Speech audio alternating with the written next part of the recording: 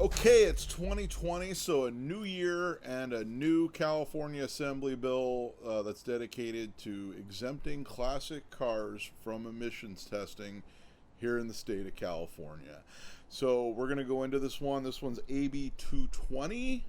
So basically, what this bill is it's the same as Assembly Bill 210, as you remember from I think a couple years ago. It's also introduced by the same assemblyman, who is Randy Vopel from San Diego County. So it's if you go back and watch my assembly bill video for that one, it's the same thing. So I'm going to go into what it is though. It basically changes 1976 in the vehicle code to 1983, as it pertains to the year cutoff for emissions testing. So that means currently 1975 and older vehicles are exempted from smog testing. So this would change that to 1983, which would mean 1982 and older vehicles would be exempt from smog testing. That's if this bill gets passed. So it is not passed. So I don't want to hear, well, why isn't my car exempted yet? So we're going to go into this. Things that are nice about this bill are that there's no collector plates required. I know I did the video on one of the other assembly bills where it was going to require you to get collector vehicle plates. And a lot of people had concern over that, especially if they're running like original like blue plates or the old sunset plates, or if they were running personalized plates, that they couldn't keep those. So this does not require collector vehicle plates. That bill never passed, so don't go getting this collector vehicle plates as of right now thinking you're going to have an exempt vehicle in the state of California. Also, this one does not require any collector car insurance the way it is written right now, which is really nice because a lot of people have project vehicles that do not qualify for collector car insurance, but still they are not being driven very often. So this will help those guys out. And also, I'm not sure if the DMV could even have a way of differentiating between a collector car policy and a regular car policy, because I'm sure they've got other things going on. Obviously, some negatives to this one. Most people, especially on the group, Californians for Classic Car Smog Exemptions, they'd rather have a rolling exemption like what we used to have. There used to be a rolling 30-year exemption up until I think about 16 or 17 years ago when it got changed to what it is now and hasn't moved since. So they would rather have a rolling either 35 or 40 year, where every year the smog check exemption moves up a year, so it keeps including classic cars. Some people say they just want to do it blanket. They'd rather have a blanket pre-OBD2 exemption, which would be basically 1995 and older.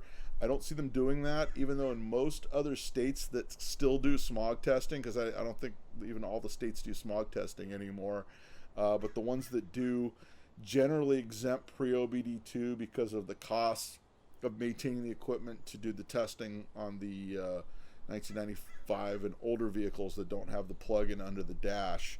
So yeah, it would be nice to exempt pre-OBD2. I don't see that happening. I think a rolling 35 or 40-year exemption is logical, but that's me, and I think a lot of other people feel the same way. Unfortunately, this is not a rolling exemption. However, it would be nice if we could even get it passed, because then it would exempt a whole lot more classic vehicles and save them from being crushed or being sent out of state. So what you can do about this, and I'm going to say this, I think everyone, you can join Californians for Classic Car Smog Exemptions if you're on Facebook. I'll put the link in the description as I do every single time. I think we're about up to 2,300 members or so. So we've actually got a lot of members on there right now. And there's been a lot of renewed interest since this new bill has been introduced into the assembly. So what you need to do is you need to email your assembly person. It really doesn't take that long.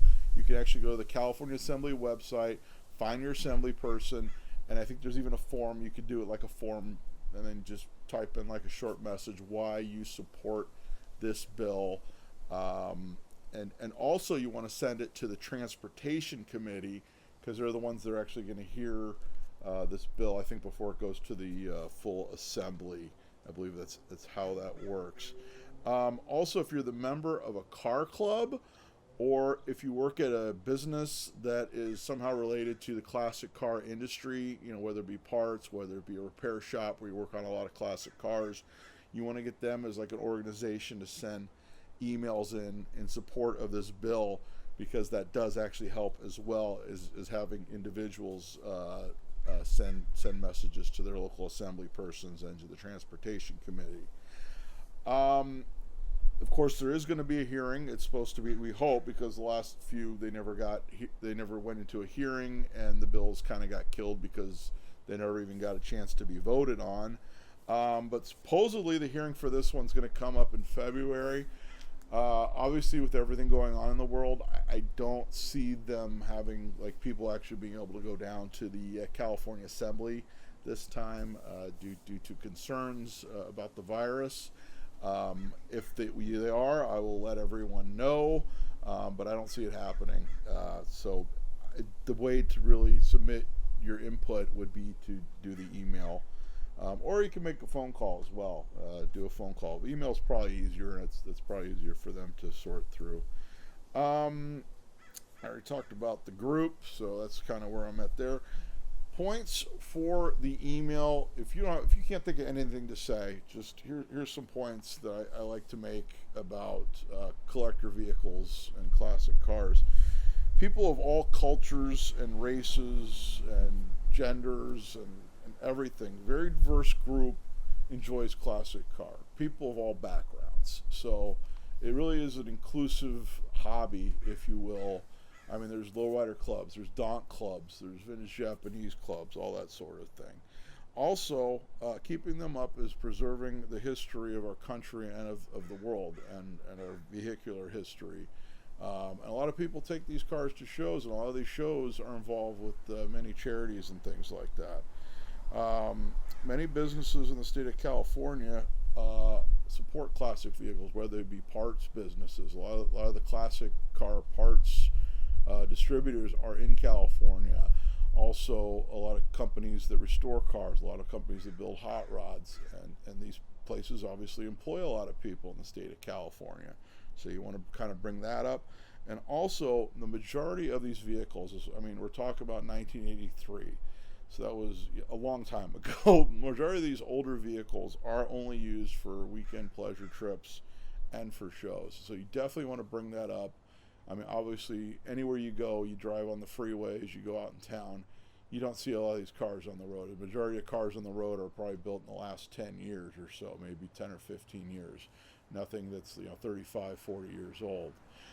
So that's about all I have for you right now on Assembly Bill 220. I do give updates on YouTube about it for the people that want to follow along about what's going on with this that aren't on Facebook. So I think you can actually go view the Facebook group even if you're not on Facebook. So I will put the link to the group in the description. Also, I'll put a link to the Assembly Bill, and I'll put a link to the California Assembly website where you can go up and you can look up who your local assembly person is if you don't know who that is, and you can send them a message. And also be sure to send one to the Transportation Committee. You can also send a physical letter as well through the mail if you prefer.